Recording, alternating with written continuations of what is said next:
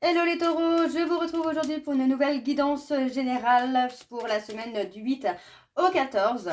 N'oubliez pas que les énergies sont interchangeables, qu'il peut s'agir de vous, de votre hôte et également d'une tierce. N'oubliez pas de replacer dans votre contexte, dans votre situation. Pour ceux et celles qui souhaitent approfondir cette guidance, vous retrouverez le lien juste au-dessus, la petite barre noire, vous atterrissez directement sur la plateforme de réservation. Alors les taureaux, je vais commencer par vos messages. Donc je vais prendre un message sentimental et le dos avec le petit oracle dis-moi que tu m'aimes. Et ensuite on ira chercher un conseil, un message pour votre évolution personnelle avec l'oracle de l'évolution. Alors on y va, c'est parti pour les taureaux. N'hésitez pas à aller voir votre ascendant, votre lunaire et votre vénusien. Et n'oubliez pas non plus qu'il y a les guidances du semestre que vous retrouverez directement dans la playlist. Alors on y va, c'est parti donc pour les taureaux. Ascendant, lunaire et vénusien pour la semaine donc du 8 au 14. Allez, c'est parti pour les taureaux, ascendant, lunaire et vénusien pour la semaine du 8 au 14. Quels sont les messages? Alors, je vais aller chercher le message moi-même.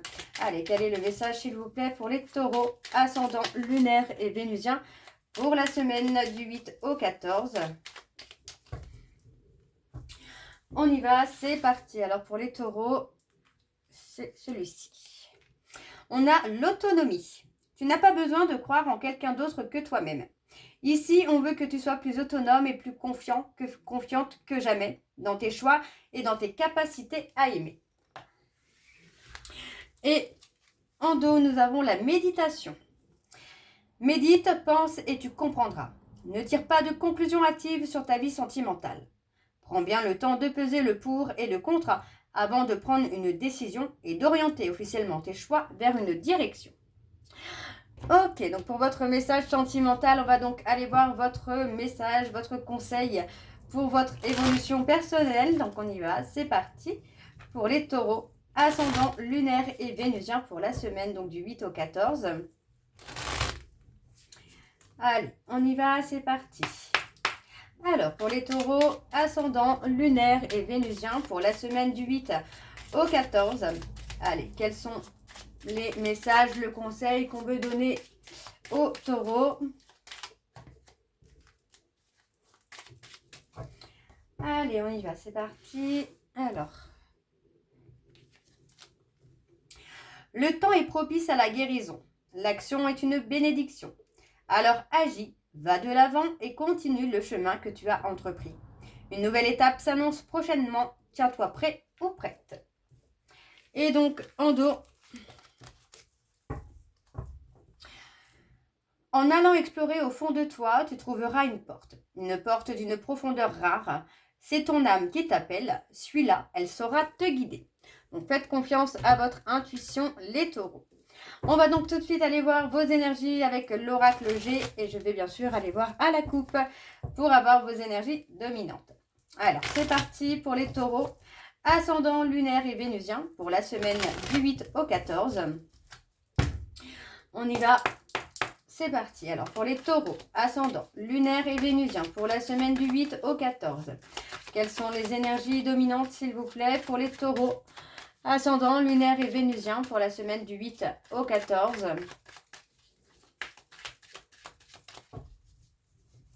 On y va, c'est parti. Alors, on a la période de l'automne. On retrouve le calme, la sérénité. On parle d'un détachement.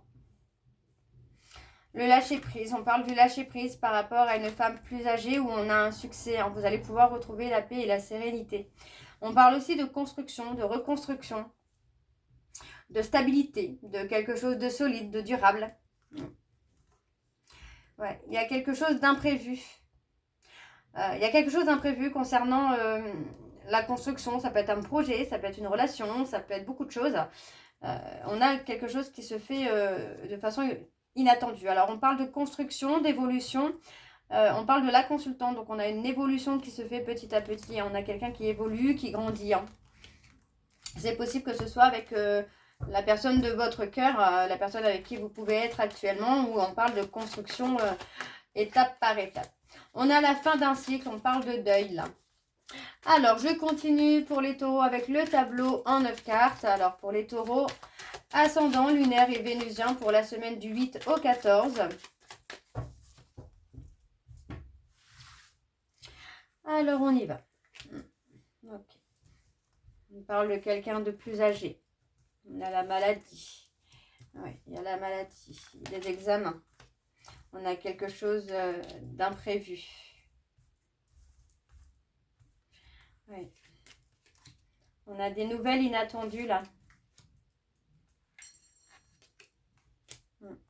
On parle d'évolution. On parle d'évolution. On parle de changement ici.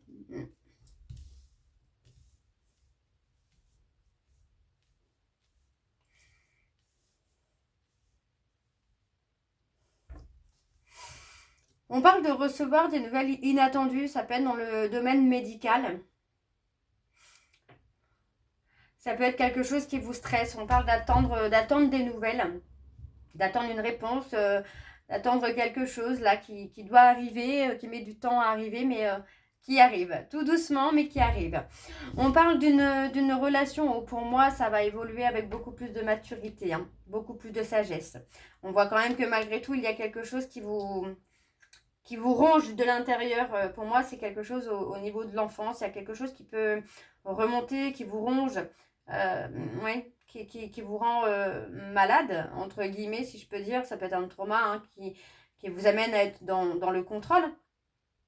Il y a cette notion-là, finalement, d'être tout le temps sur le qui-vive, d'attendre une évolution, d'attendre quelque chose. Alors, on voit malgré tout qu'on a le côté où les choses vont se guérir, les choses vont s'apaiser, vont évoluer.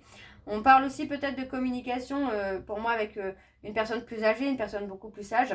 Et on peut aussi avoir le côté où on a une communication avec une personne, justement une communication sage, apaisée, sereine.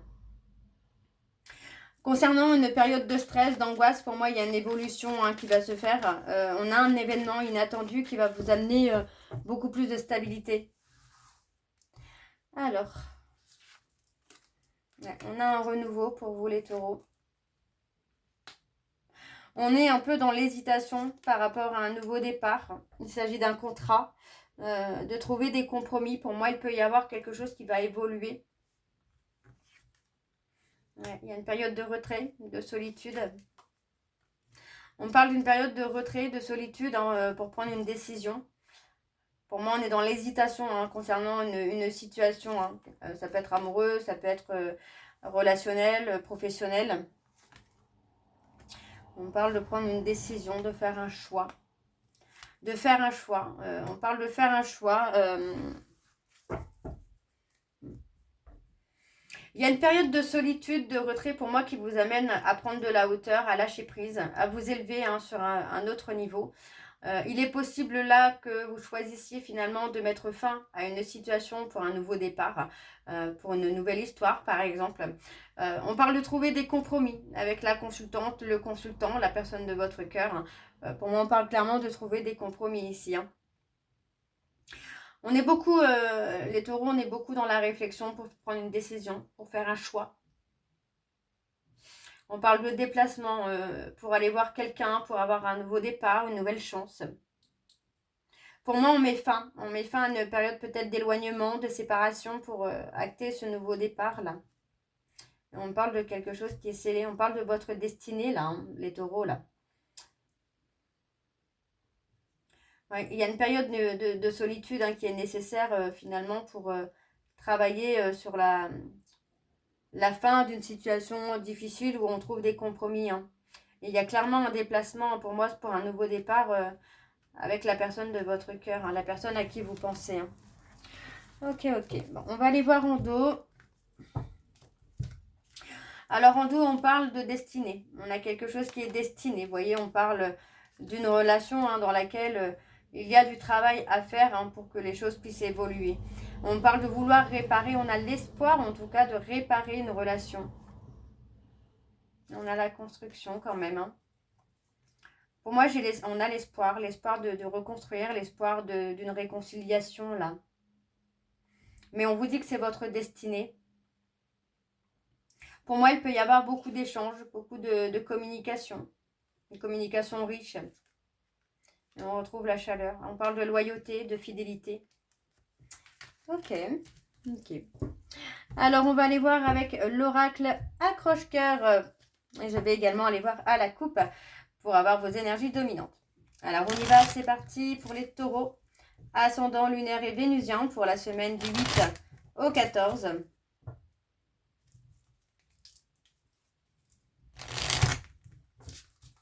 Allez, c'est parti, on y va. Pour les taureaux, ascendant lunaire et vénusien pour la semaine du 8 au 14. Quelles sont les énergies dominantes, s'il vous plaît, pour les taureaux ascendant? Alors, on parle de rencontre. On parle de votre âme sœur, de votre flamme jumelle. On parle d'un nouveau départ. On parle de l'hiver. Alors, on avait le printemps, bélier, taureau, gémeaux. L'hiver, capricorne, verseau, poisson. On retrouve la paix, la sérénité. Ouais. On parle de trouver le courage de faire une invitation. Alors, pour les taureaux, ascendant lunaire et vénusien pour la semaine du 8 au 14.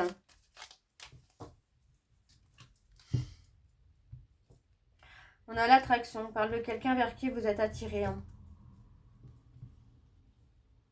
On parle d'une attirance qui est déstabilisante. Une attirance dans laquelle il y a des angoisses. Ouais. Et on parle de retard parce que pour moi, il y a de la rivalité hein, autour de vous. Il y a des jaloux, des jalouses. Ouais. On a des personnes qui sèment un peu le conflit. Hein. Qui sèment le conflit, qui sèment un peu la dualité en vous. Hein. Ouais, ça amène des difficultés hein, dans la relation et on vous dit hein, qu'il y a une leçon spirituelle. Donc, il y a clairement ici un travail de développement personnel à faire. Hein. Alors, je continue avec le tableau.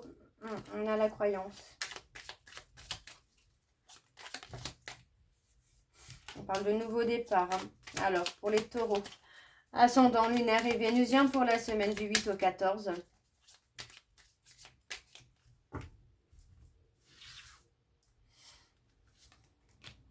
On a la femme, la consultante, la personne de votre cœur. On parle de grossesse, on parle de nouveau départ.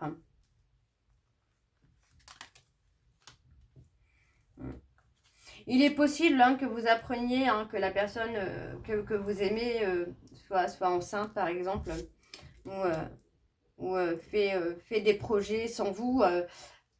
Et pour moi, ça peut effectivement provoquer un mal-être, malgré qu'on garde un petit espoir finalement. On a la communication, les échanges, mais on parle d'un échec.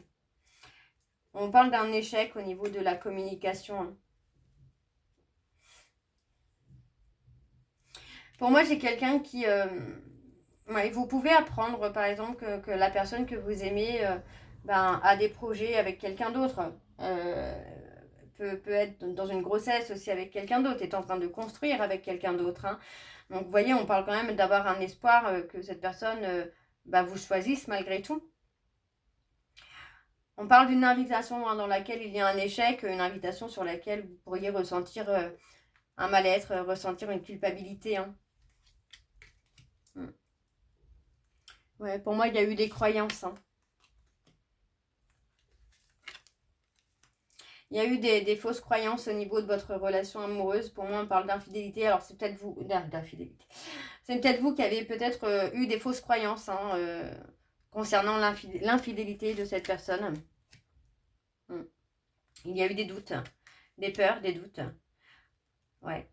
Il y a une hésitation. Hein, pour moi, on est dans le doute, hein, dans la confusion hein, concernant la croyance d'un nouveau départ. On peut avoir quelqu'un qui ne croit plus justement à ce nouveau départ, à cette relation avec vous. On parle de croyances qui ont été construites hein, durant l'enfance. Donc, vous voyez, pour moi, on parle d'un nouveau départ. Alors, le nouveau départ est totalement possible. Mais pour moi, voilà, on parle d'une situation où il y aura beaucoup de doutes, beaucoup d'hésitation, de confusion. Donc, pour moi, c'est un nouveau départ qui peut être sur la lenteur. Sur la lenteur, parce que pour moi, on parle d'hésitation. On a quelqu'un qui ne sait pas ce qu'il veut ou ce qu'elle veut. et qui peut du coup aussi laisser ses croyances prendre le dessus. Moi, j'ai l'impression qu'on se pose aussi des questions justement sur ses croyances, de savoir si on ne fait pas fausse route justement. Donc pour moi, ça peut être une bonne chose. On va aller voir en dos.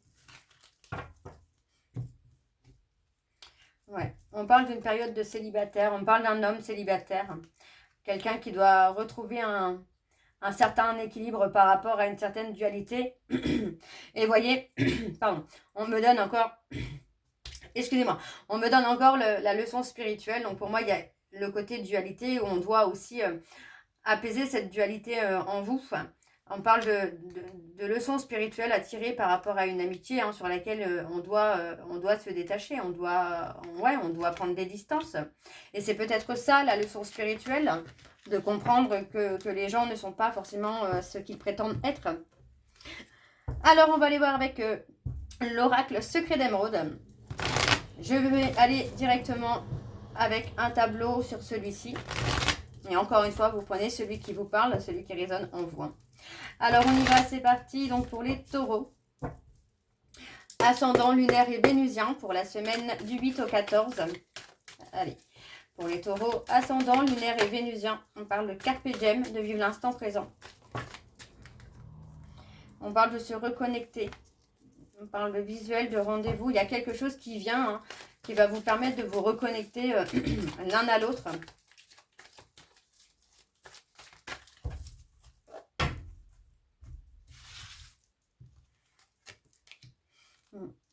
On a les Capricornes, les Verseaux, les Poissons. On parle de période d'apprentissage. Apprendre à communiquer, apprendre à échanger, à se comprendre. Ouais, on parle d'un éloignement. On parle de quelqu'un avec qui vous avez eu des périodes d'éloignement, mais cette personne est toujours restée loyale, fidèle envers vous. Alors on parle d'une femme qui peut être Capricorne, Verseau, Poisson. Pour moi, on parle d'une situation où il y a eu le chaud, le froid. Et pourtant, vous voyez, on parle de quelqu'un, on parle d'une femme qui est dans la bienveillance, dans l'amour, dans le respect. Mais il y a cette notion-là, effectivement, de chaud, de froid, d'aller-retour, quoi. Donc, il y a, pour moi, le besoin d'apprendre à communiquer, à échanger. Ouais. Il y a eu de l'hypocrisie. Pour moi, on ne s'est pas montré tel qu'on était. On a été dans le contrôle. On vous dit, finalement, là, de lâcher prise, de vivre l'instant présent. Parce que, pour moi, on est dans les remords, peut-être aussi dans les regrets, de ne pas avoir été dans l'honnêteté, dans l'authenticité. On a été un peu dans l'immaturité, alors immaturité émotionnelle. Beaucoup de mensonges, beaucoup de non-dits. Et aujourd'hui, pour moi, on en souffre. On souffre de tout ça parce que pour moi, on a été dans la prudence, on a été dans la méfiance que cette personne puisse vous trahir, que cette personne puisse être infidèle, puisse vous mentir. Et ça a provoqué beaucoup de conflits entre vous.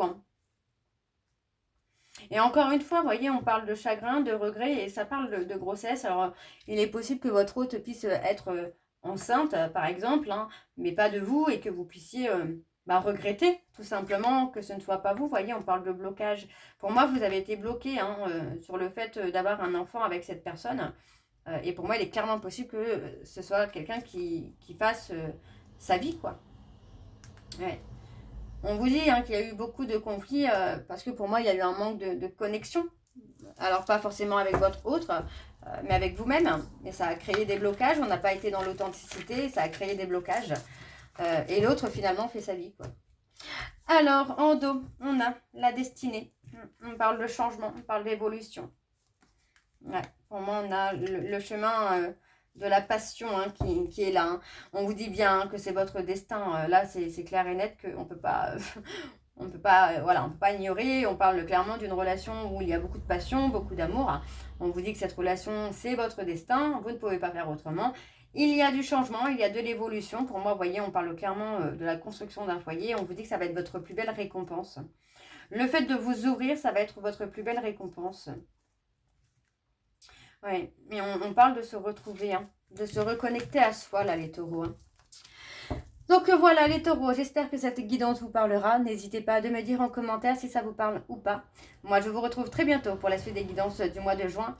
Et n'oubliez pas, vous pourrez retrouver le lien donc de la plateforme de réservation en début de vidéo, mais également après ce petit au revoir que je vous fais. Donc je vous embrasse, je vous dis à très bientôt et surtout prenez soin de vous. Bisous.